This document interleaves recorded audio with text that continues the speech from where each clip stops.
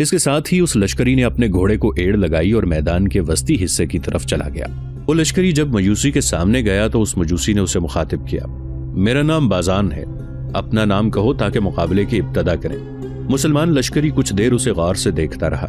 اس کا گھوڑا اپنی حیت سے خونخوار لگتا تھا، خود بازان بھی لوہے میں غرق تھا۔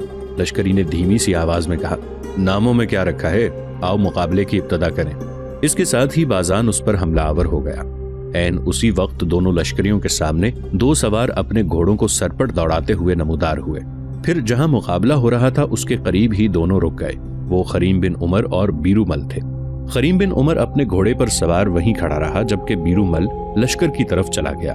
شاید وہ خریم بن عمر کی طرف سے بنانہ بن حنظلہ کو کوئی پیغام دینا چاہتا تھا۔ مقابلہ شروع ہو چکا تھا۔ بیرو مل اپنے گھوڑے کو دوڑاتا ہوا لشکر کے سامنے بنانہ بن حنظلہ کے پاس آیا اور اسے مخاطب کر کے کہنے لگا، ابن حنظلہ، فکر مندی کی ضرورت نہیں ہے، خریم بن عمر پہنچ چکا ہے۔ وہ جو سامنے جوان کھڑا ہے وہی خریم بن عمر ہے۔ لشکر بھی یہیں قریب ہی گھات لگائے بیٹھا ہے، اور جو ہی جنگ کی ابتدا ہوگی ایک دوسرا سالار لشکر کو لے کر نکلے گا، خریم بن عمر بھی اس کے ساتھ شامل ہو جائے گا، اور پھر خریم بن عمر مجوسیوں کی پشت کی طرف سے حملہ آور ہوگا۔ یہ اطلاع ملتے ہی بنانہ بن حنظلہ کی خوشیوں کی کوئی انتہا نہ تھی۔ بیرو مل کا اس نے شکریہ ادا کیا۔ پھر بیرو مل لشکر کے پچھلے حصے کی طرف چلا گیا۔ مسلمان لشکری نے بازان پر پے در پے کئی وار کیے مگر بازان پر کوئی اثر نہ ہوا، اس لیے کہ ایک تو بازان انتہائی چالاک، چاق و چوبند، بہترین تیغزن لگتا تھا، دوسرے لوہے میں غرق تھا۔ اس کا گھوڑا بھی خونخوار تھا۔ کئی بار اس نے مسلمان لشکری کے گھوڑے کو کاٹ کھایا تھا اور مسلمان لشکری کا گھوڑا ڈگمگا کر رہ گیا تھا۔ یہ ساری صورتحال خریم بن عمر قریب ہی کھڑا بڑی فکر مندی سے دیکھ رہا تھا۔ ایک موقع پر جب دونوں ایک دوسرے پر حملہ آور ہوئے تو بازان ایک طرح سے مسلمان لشکری پر ٹوٹ پڑا۔ مسلمان لشکری نے اس کی تلوار کو اپنی ڈھال پر روکا۔ عین اسی لمحے بازان کا گھوڑا بھی حرکت میں آیا۔ جس ہاتھ میں مسلمان لشکری نے تلوار پکڑ رکھی تھی اس بازو کو گھوڑے نے اپنے منہ میں چبایا، پھر کھینچتے ہوئے مسلمان لشکری کو نیچے گرا دیا۔ ایسا ہونا تھا کہ بازان ایک جست کے ساتھ نیچے اترا اور اس مسلمان لشکری کی اس نے گردن کاٹ کر رکھ دی۔ خریم بن عمر یہ صورتحال دیکھ رہا تھا۔ لمحہ بھر کے لیے اس کی گردن جھک گئی تھی۔ مسلمان لشکری کا خاتمہ کرنے کے بعد بازان ابھی پوری طرح گھوڑے پر سوار نہیں ہوا تھا کہ خریم بن عمر نے اپنے گھوڑے کو ایڑ لگا دی۔ میدان کے وسطی حصے میں آ کر ایک جھٹکے کے ساتھ بازان کے سامنے اس نے اپنے گھوڑے کو روکا۔ گھوڑا ایسے ہوا میں الف ہوا جیسے کوئی طوفان کھڑا کر دے گا۔ بڑی تیزی کے ساتھ ہنہنانے لگا تھا، نتنے پھڑپھڑا رہا تھا اور تیزی کے ساتھ کنوتیاں بدل رہا تھا۔ کچھ دیر تک خریم بن عمر اپنے گھوڑے کی گردن تھپ تھپاتا رہا۔ اس بار اس کے منہ اور سر پر ہاتھ بھی پھیرا۔ جواب میں گھوڑا بھی خریم بن عمر کی طرف دیکھتے ہوئے منہ ہلانے لگا۔ پھر خریم بن عمر بازان کے سامنے آیا۔ بازان نے اسے مخاطب کیا، میرا نام بازان ہے، مجوسی ہوں۔ تمہارا جو پہلا لشکری میدان میں اترا تھا اس نے نام نہیں بتایا تھا، کیا تم بھی نام نہیں بتانا پسند کرو گے؟ خریم بن عمر کے لبوں پر گہری تنزیہ سی مسکراہٹ نمودار ہوئی، پھر کہنے لگا، اپنے ساتھی کی طرح میں بھی گمنام رہنا ہی پسند کروں گا۔ خریم بن عمر جب خاموش ہوا تو بازان یوں بول پڑا، تمہارا سالار جس کا نام میں نہیں جانتا جو لشکر کے سامنے کھڑا ہوا ہے وہ خود میرا مقابلہ کرنے کے لیے میدان میں کیوں نہیں اترتا؟ خریم بن عمر نے کھا جانے والے انداز میں اس کی طرف دیکھا، پھر کہنے لگا، تمہارا سالار نرمیش بھی تو لشکر کے سامنے کھڑا ہوا ہے، وہ مقابلے میں کیوں نہیں اترا؟ کیا وہ میرے ہاتھوں تمہاری موت کے بعد میدان میں اترے گا؟ بازان نے بڑے خوفناک انداز میں خریم بن عمر کی طرف دیکھا، پھر کہنے لگا، کیا تمہیں یقین ہے کہ تم مجھ پر غالب رہو گے؟ مجھے میدان میں موت سے ہمکنار کر دو گے؟ خریم بن عمر نے اس بار پرغضب آواز میں کہنا شروع کیا، بازان کسی دھوکے میں نہ رہنا، تیرے جیسے فتنہ انگیز ریاکار موذی کمینہ فطرت سیاہ دل ابلیس میں نے بہت دیکھے ہیں۔ تیرے جیسے طوفانی طاقتیں، حجتیں اور تقاضے کرنے والے ان گنت تالے آزما میرے سامنے خون آلود ہو چکے ہیں۔ ابھی تو جذبات کی تغیانی میں تیری جوانی ہو رہی ہے، پر میں اس وقت سے ڈرتا ہوں جب تیرے ابدی وجدان کو میں بے لطفی میں تیری بے باکی اور بے اعتنائی کو خوفناک ہولناکی میں بدلوں گا۔ اس وقت تو میرے سامنے زیر اور بے بس پڑا ہوگا اور کوئی حجت، کوئی تقاضا کرنے کے قابل نہیں رہے گا۔ خریم بن عمر کی اس گفتگو سے بازان کی آنکھیں ایسی ہو گئی تھیں جیسے چٹخے خناش کے اندر سے تابکاری پھوٹ رہی ہو۔ پھر وہ عجیب سے انداز میں خریم بن عمر پر حملہ آور ہو گیا۔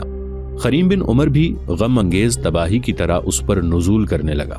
خریم بن عمر پہلے ہی اندازہ لگا چکا تھا کہ بازان کا گھوڑا سدھایا ہوا ہے اور جنگ کے دوران دشمن کو کاٹنے میں کمال رکھتا ہے، لہٰذا اس کے گھوڑے کی طرف سے بڑا محتاط تھا۔ ایک موقع پر جب بازان نے خریم بن عمر پر ایک ہولناک وار کیا اور خریم بن عمر نے اس کے وار کو ڈھال پر روکا تو اچانک بازان نے اپنے گھوڑے کو ایڑ لگائی۔ گھوڑا خریم بن عمر کے مزید نزدیک ہوا، لیکن خریم بن عمر محتاط تھا۔ اس نے گھوڑے کی باگ کو ایک جھٹکا دیا۔ اس کا اپنا گھوڑا بھی پچھلے دونوں پاؤں پر کھڑا ہو گیا۔ اس طرح خریم بن عمر تو بازان کے گھوڑے کی پہنچ سے دور ہو گیا، لیکن گھوڑا اس وقت سیخ پا تھا، لہٰذا بازان کے گھوڑے نے خریم بن عمر کے گھوڑے کی گردن پا لی تھی۔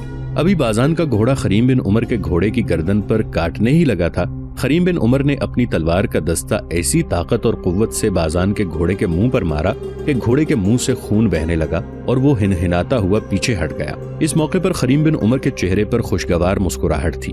اپنے گھوڑے کی گردن اس نے تھپتھپائی، اس کے منہ پر ہاتھ پھیرا، پھر وہ کہنے لگا، اے رفیق دیرینہ، اگر جنگ کے دوران تو پینترے بدل بدل کر میری حفاظت کا سامان کرتا ہے تو تیری حفاظت کرنا بھی میرا فرض ہے۔ جواب میں خریم بن عمر کا گھوڑا آہستہ آہستہ ہنہنا رہا تھا اور بڑی تیزی سے کنوتیاں بدل رہا تھا۔ کبھی کبھی چاروں پاؤں پر کلیلیں کرنے کے علاوہ اچھل کود کرتا، گویا وہ حملہ آور ہونے کے لیے بےتاب تھا۔ جو ہی بازان کا گھوڑا پیچھے ہٹا، خریم بن عمر نے ایک سخت ایڑ اپنے گھوڑے کی لگائی۔ اس کا گھوڑا آگے بڑھا۔ بازان کے گھوڑے نے اب کاٹنے کی کوشش نہیں کی، اس لیے کہ اس کے منہ پر جو ضرب لگی تھی اس ضرب کی وجہ سے ابھی تک اس کے منہ سے خون بہہ رہا تھا۔ بازان خود بھی پریشان تھا۔ خریم بن عمر نے آگے بڑھ کر بازان پر خوفناک وار کیا، جسے بازان نے بڑی مشکل سے اپنی تلوار پر روکا تھا۔ اس موقع پر بازان کو خریم بن عمر نے مخاطب کیا، بازان، اگر تیرا گھوڑا میرے مرنے والے ساتھی کا بازو پکڑ کر اسے گھوڑے سے نہ گراتا تو قسم خداوند قدوس کی تجھے وہ اس صحرائے مکران کی ریت میں لہو لوہان کر دیتا، پر میں نے تیرے اور تیرے گھوڑے کی ساری چال بازی کو منجمد کر کے رکھ دیا ہے۔ دیکھ، میری ایک ہی ضرب سے تیرے گھوڑے کے منہ سے ابھی تک خون بہ رہا ہے، ایسی ہی ضرب جب تجھے پڑے گی تو تیرے منہ سے اس سے زیادہ خون بہے گا، ذرا محتاط رہنا۔ کچھ دیر تک دونوں ایک دوسرے پر وار کرتے رہے، حملہ آور ہوتے رہے۔ پھر اچانک خریم بن عمر نے اپنے گھوڑے کی باگ کا بایاں حصہ ایک جھٹکے کے ساتھ کھینچا۔ گھوڑا پلٹا، گھوما، پھر بازان کے گھوڑے کی پشت کی طرف گیا۔ بس خریم بن عمر کے گھوڑے کا بازان کے گھوڑے کی پشت کی جانب جانا ہی تھا کہ خریم بن عمر نے اپنے کام کی ابتدا کی، تلوار بلند کی اور اس زور سے گرائی کہ ایک ہی وار میں اس نے بازان کے گھوڑے کی ٹانگ کاٹ کے رکھ دی تھی۔ بازان بڑی بے بسی سے زمین پر گرا تھا۔ اسی لمحے خریم بن عمر اپنے گھوڑے سے کودا۔ بازان اٹھنے بھی نہ پایا تھا کہ خریم بن عمر نے اپنی تلوار بلند کر کے اس پہ برسائی اور بازان کی اس نے گردن کاٹ کے رکھ دی۔ بازان کا خاتمہ کرنے کے بعد خریم بن عمر نے اپنے گھوڑے کا منہ دشمن کے لشکر کی طرف کیا، تلوار فضا میں بلند کی، تکبیر کی صورت میں اس نے اپنی فتح کا نعرہ بلند کیا، پھر گھوڑے کو موڑا اور ایڑ لگائی۔ وہ اپنے لشکر کی طرف جا رہا تھا۔ جب وہ بنانہ بن حنظلہ کے قریب آیا، اس کے لشکری اسے دیکھتے ہی بلند آواز میں تکبیریں بلند کرنے لگے۔ بنانہ قریب ہوا اور خریم بن عمر کو مخاطب کر کے کہنے لگا، اے ابن عمر، میرے بھائی، میں آپ کی عظمت، آپ کی شجاعت اور آپ کی جرأت مندی کو سلام کرتا ہوں۔ کاش میرے پاس ایسے الفاظ ہوتے کہ میں آپ کی مناسب تعریف کر سکتا، کاش۔ خریم بن عمر نے مسکراتے ہوئے اس کی بات کاٹ دی، میری اتنی تعریف نہ کرو کہ میں اترانے لگوں۔ میرا لشکر یہاں سے قریب ہی ہے، میرے خیال میں نرمیش اب حملہ آور ہوگا۔ میں تمہارے لشکر کے پیچھے سے ہوتے ہوئے اپنے لشکر کی طرف جاتا ہوں۔ بے باک اور بالکل نڈر ہو کر نرمیش سے ٹکراؤ۔ جس وقت دونوں لشکر ٹکرائیں گے تو میں اپنے لشکر کے ساتھ نمودار ہوں گا اور نرمیش پر ایسا حملہ کروں گا کہ خداوند قدوس نے چاہا تو نرمیش کے پاؤں تلے سے زمین کھینچ کر رکھ دوں گا۔ اب تم نرمیش کے حملے کا انتظار کرو۔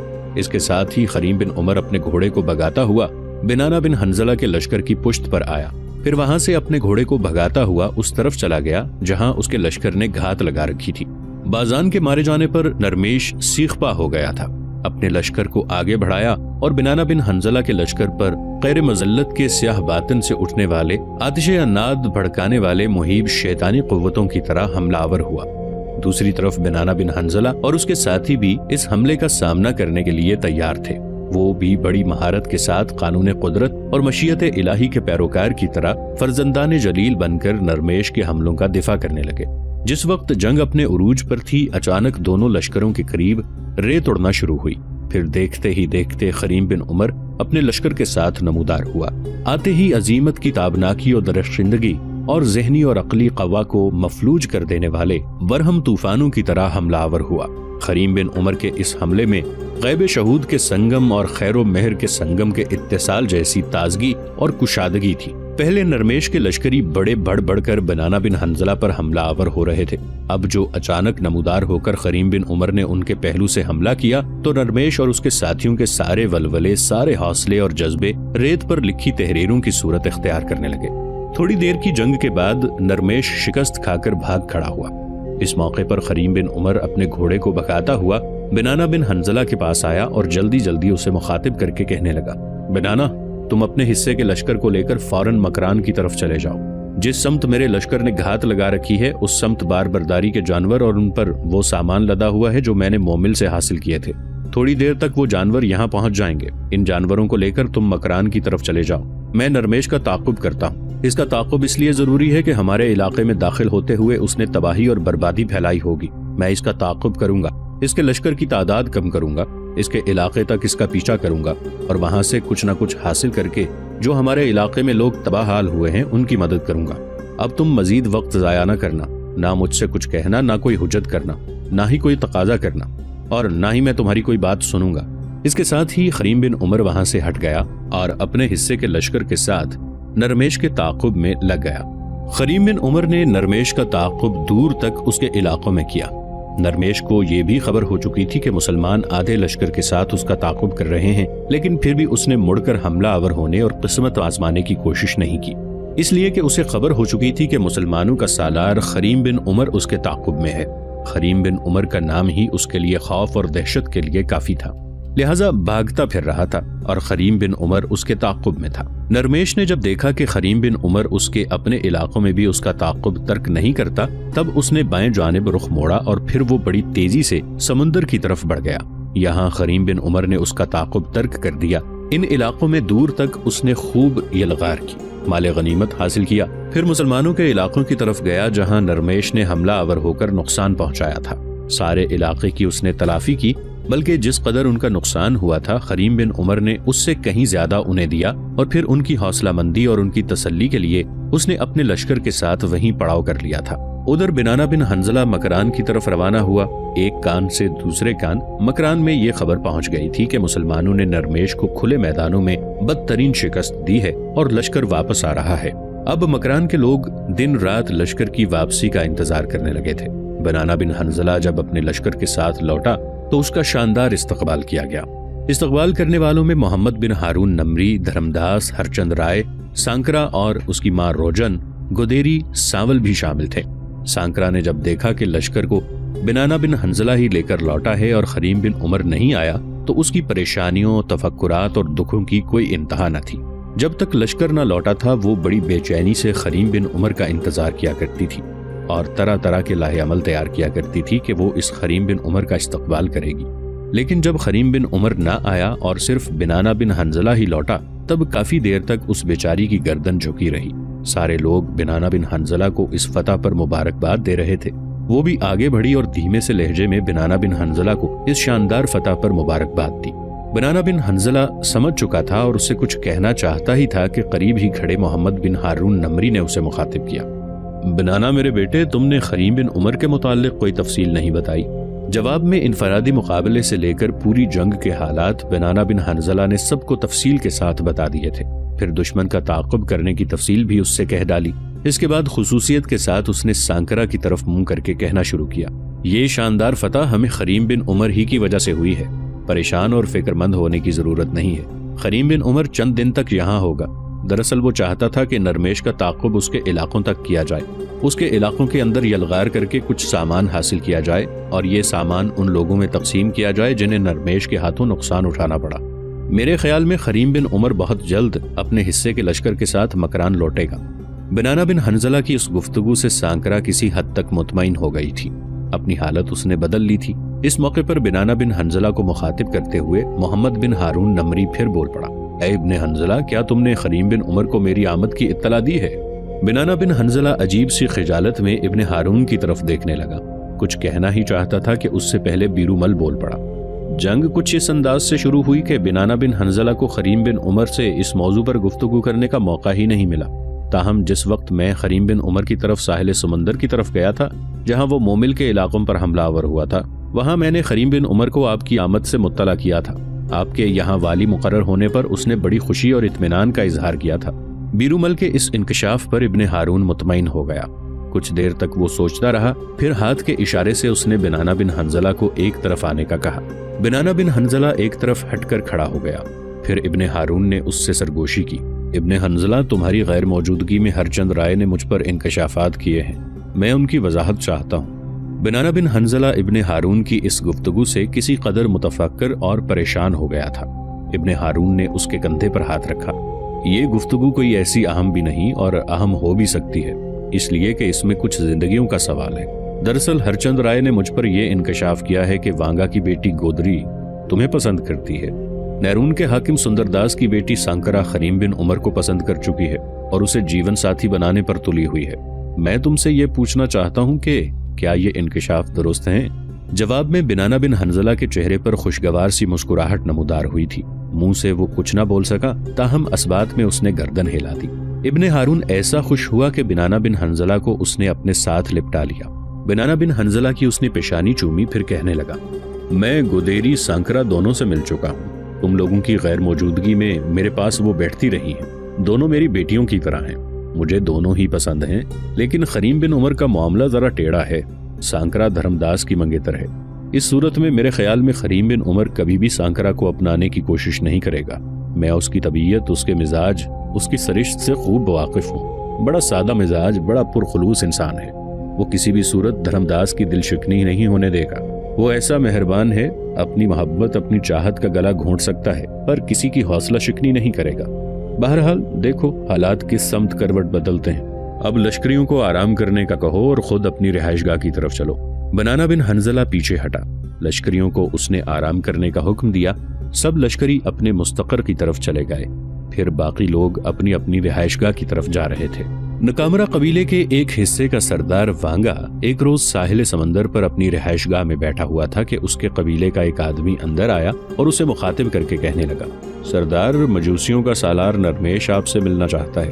آپ کی رہائش گاہ سے باہر اپنے چند محافظوں کے ساتھ وہ کھڑا ہے۔ اس پر وانگا تڑپ کر اٹھ کھڑا ہوا۔ باہر آیا، اس نے دیکھا چاندنی رات میں نرمیش اپنے ساتھیوں کے ساتھ باہر کھڑا ہوا تھا۔ وانگا نے آگے بڑھ کر ان کا بہترین سواگت کیا، پھر اپنے ساتھ اندر لے گیا، سب کو اپنے سامنے بٹھایا، پھر نرمیش کو اس نے مخاطب کیا، نرمیش، خیریت تو ہے؟ تمہارا چہرہ بتاتا ہے کہ کوئی غیر معمولی واقعہ ہوا ہے۔ نرمیش کے چہرے پر تلخ سی مسکراہٹ نمودار ہوئی، پھر اس نے وانگا کو مخاطب کیا، وانگا، تمہارا اندازہ درست ہے۔ تم جانتے ہو ماضی میں ہم طرح طرح سے مسلمانوں کو ذلیل و خوار کرتے رہے ہیں۔ جب اور جس وقت ہم نے چاہا ان کے علاقوں پر حملہ کیا اور انہیں جی بھر کے لوٹا، اور مسلمانوں کے خلاف ہم ماضی میں کافی کامیابیاں بھی حاصل کرتے رہے ہیں، لیکن اب حالات بڑی تیزی سے بدل گئے ہیں۔ وانگا، تمہیں یہ خبر پہنچ چکی ہوگی کہ کچھ عرصہ پہلے مسلمانوں کا ایک سالار، نام جس کا خریم بن عمر ہے، وہ میرے علاقوں پر حملہ آور ہوا اور میرا اس سے ٹکراؤ میرے شہر مسکی میں ہوا۔ میری بدقسمتی کہ اس کے ہاتھوں مجھے ذلت آمیز شکست اٹھانی پڑی اور میں پسپا ہوا۔ اسی شکست کے بعد میں نے تہیہ کر لیا کہ اس مسلمانوں کے سالار سے میں بھیانک بدلہ لوں گا۔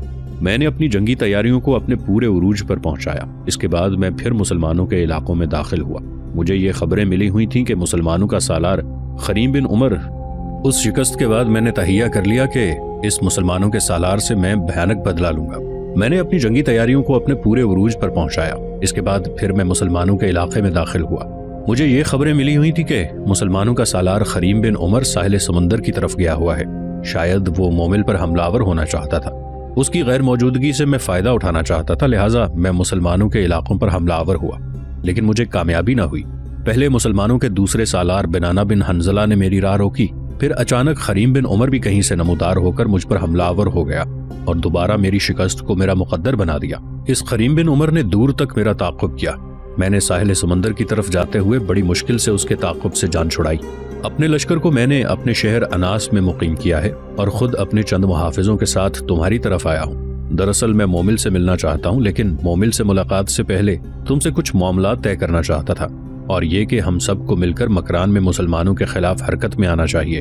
اگر ہم نے ایسا کرنے میں دیر کی تو یاد رکھیے گا، کرمان ہی نہیں، مکران کے علاوہ سارا ساحل سمندر اور آگے اروڑ تک پھیلی ہوئی سرزمین مسلمانوں کے ہاتھوں میں چلی جائے گی۔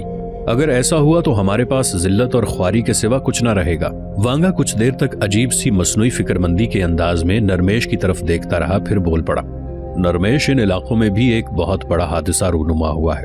جس وقت تمہیں اطلاع ملی کہ مسلمانوں کا سالار خریم بن عمر مومل پر حملہ آور ہونے کے لیے ساحل سمندر کی طرف گیا ہوا ہے، تو آتے ہی اس نے مومل کی بستیوں پر بڑا ہولناک اور جان لیوا شب خون مارا۔ بستیوں کو اس نے تباہ و برباد کر ڈالا۔